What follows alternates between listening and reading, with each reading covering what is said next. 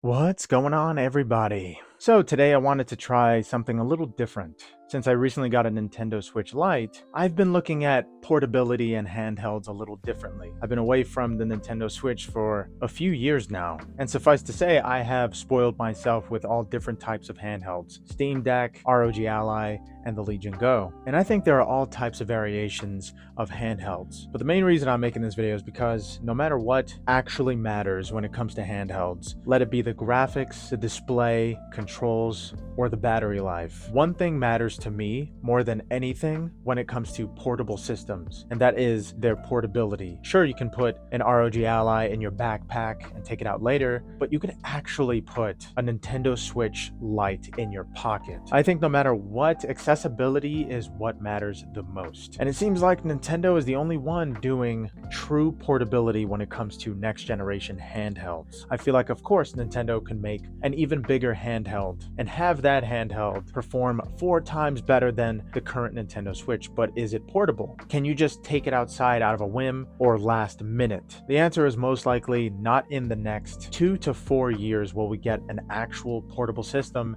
that can play games the way the ROG Ally and Legion Go do. So today I am going to compare Batman Arkham Knight on the Nintendo Switch Lite specifically with Arkham Knight on the ROG Ally. And the reason I'm using the ROG Ally and not the Legion Go is because, well, the ROG Ally is the smaller of the two, so that means it is slightly more portable than the Lenovo Legion Go, but not by a whole lot. You still need to put this thing in your bag, and if you're carrying a smaller bag like I do sometimes, if I just want to be more mobile than usual, something like the ROG Ally is a good system to fit in your bag, or even the Legion Go if you're crafty like I am. So without further ado, comparing Batman Arkham Knight on the ROG Ally to the Nintendo Switch. Now, of course, the original Nintendo Switch has the ability to dock, but since this is specifically portable mode with the Nintendo Switch Lite, I'm only going to test the ROG Ally in quote-unquote portable mode and not docked. So what matters the most right now is battery life, portability, accessibility, and graphics. Now, there are pros and cons to playing Batman Arkham Knight on the ROG Ally or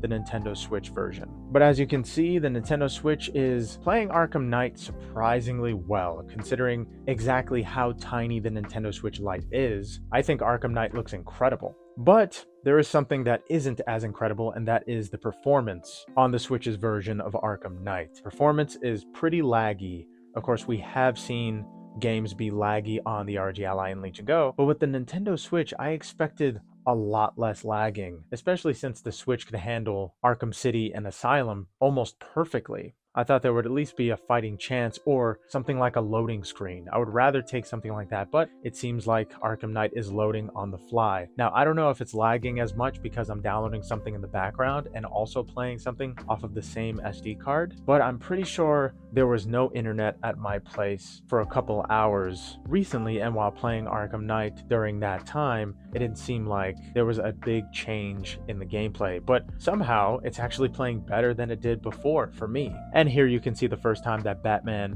introduces the Batmobile in Arkham Knight, and you probably also saw the wheel's rims are boxed shaped. Strangely enough, it seems like the geometry has been simplified as other videos described it, and comparing it to the ROG Ally, it is a completely different story. The ROG Ally plays the game almost perfectly, especially with the latest Armory Crate update. I feel like the display of the sheer power that the ROG Ally is in full force here. And as you can see every single pore on every character's faces and all of the little raindrops and high definition details in the world. And the performance is almost perfect on the ROG Ally. It floats around 35 to 60 FPS, so there is quite a lot of fluctuation. When Arkham Knight originally released, it was terrible on PC, pretty much unplayable, crashing every 20 minutes or so, similar to Arkham Origins on the Xbox 360. But now Arkham Knight is almost a completely different game on PC, and on the ROG Ally, it doesn't lack glitches and crashes. There are still some crashes and glitches here and there, but considering how it played before, it is a day and night difference between the release date and now. So Arkham Knight on the ROG Ally is pretty much a 10 out of 10. But in terms of battery life, if you play this game at 720p on the ROG Ally, you get 11 to 12 watts depending if you're using the Batmobile more than walking or gliding. I find that gliding makes the game a lot smoother, but driving around the Batmobile, as you can see, can create lagging situations. similar to the Nintendo Switch version. But again, the Nintendo Switch version is capable. It can run up to 4 hours on the Nintendo Switch Lite, surprisingly. But the usual case would be 3 hours and 30 minutes if you have it at medium brightness. And with the ROG Ally at 12 watts, since the ROG Ally isn't a Steam Deck, it usually runs at an hour and 45 minutes to 2 hours with 12-watt manual mode enabled. So you're not only going to see a huge difference in graphics and performance with the ROG Ally, but you're going to see a huge difference in an unfortunate way with the battery. The ROG Ally's battery life is nowhere near what even a Nintendo Switch Lite can do. So I expected nothing less than to get 3 hours and 30 minutes with a game like Arkham Knight on the Nintendo Switch Lite, and I did. But with the ROG Ally, it reached 50% in about 40 to 50 minutes. And with a game like Arkham Knight and as much grinding as it has inside of it, 50 minutes is going to fly by with this game. So playing it on the Nintendo Switch can be a better option if you want to play it for longer, but the performance will be downgraded and you won't be blown away like you will with the ROG Ally. I feel like if you want to focus on portability, the Nintendo Switch version is better for you. If you want to focus on performance and graphics, playing Arkham Knight on the ROG Ally will be the best possible option, especially since out of any handheld, it performs the best. I think taking the best to the oldest, which is the Nintendo Switch, is a decent comparison since it can still be compared. Since Arkham Knight recently came out, people are still talking about it on the Switch, but they're not talking about how impressive it actually is. I'm honestly baffled it even works on the Nintendo Switch. I thought they were going to port Arkham Origins instead.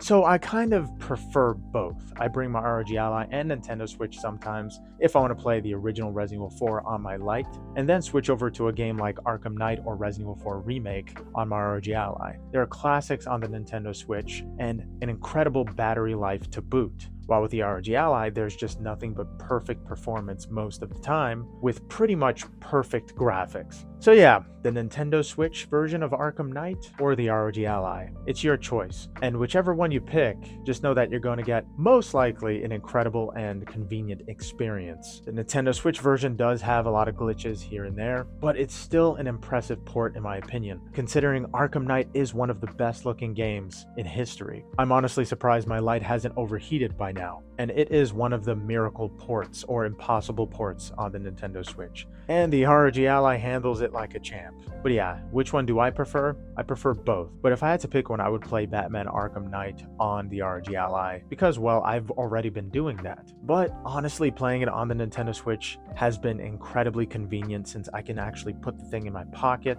It's Arkham Knight in your pocket. You can't say that about ROG Ally, the Legion Go, or even the Steam Deck. You can't fit these systems in your pocket unless you have some giant cargo pants. But most likely, if you have to stay portable, you're going to most likely be moving from train station to train station, running to class, or somewhere that requires you to be portable. If you bring an entire Steam Deck, ROG Ally, or Legion Go, most likely you're not in a huge hurry and you have time to waste. But hopefully it's not too much time because those systems don't last very long in terms of battery life. Well, the Steam Deck does. But it's all a matter of your personal taste. But yeah, let me know what you guys think about this in the comments. Thank you so much for watching. Hope you have a good one.